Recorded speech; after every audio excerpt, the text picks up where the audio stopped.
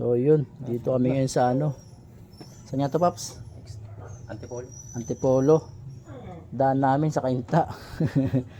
Bale, ang problema kasi nito, may nag-loose na ano, na connection to. Kasi pagka inapakan mo sa paa, ang style kasi ng push start nito, pag inawakan mo sa kamay sa brake, pag nasusupplyan na yung ano, yung CDI ng ano, positive supply. Saka siya ngayon ano, magti-trigger yung push start. So ang nangyayari na ngayon, kailangan nakahawak lang sa positive ng ano, ng brake para magkaroon ng trigger yung CDI at andar siya. Ang problema, bimitawan mo patay. So ang ginawa ko na lang agad para mabilis, ginawa ko na lang, naglagay na lang ako ng ano, ng supply, yung dito papunta sa may CDI, yung positive trigger dito, itong red white. Nilagyan ko na lang siya ng ano, after ignition para gumana. Hindi kasi pag maghahanap ka pa kasi diyan, magiging spaghetti lalo yan, babalatan mo pa yan eh. So ayan, parang normal na siya ulit, as in normal na, hindi parang ganoon lang base, parang ano lang siya, parang hack lang. Hindi mo na kailangan magbukas pa ng harness, hahanapin mo lang yung nawawalang mga supply, tapos maglalagay ka na lang ng connection, yun lang, tapos na. Alis na kami, uwi na kami. Ito pala si Pops pa service. Nabotas.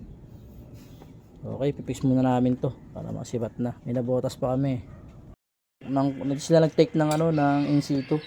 Ay, nag-insito ka pa. So yun, ito okay na yung motor. Bali finish na to. Final ko na lang, final countdown. Testing na natin, push start tsaka yung sa paa.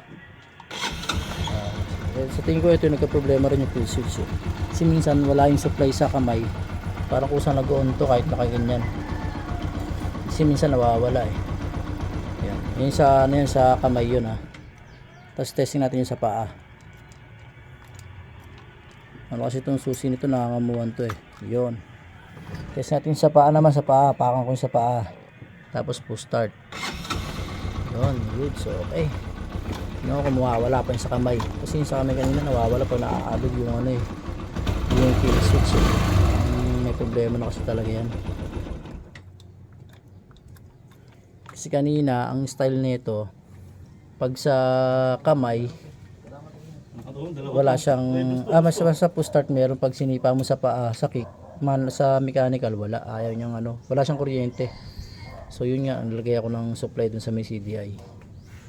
So yun, test natin ulit sa kamay. Ayan, okay na, ayos.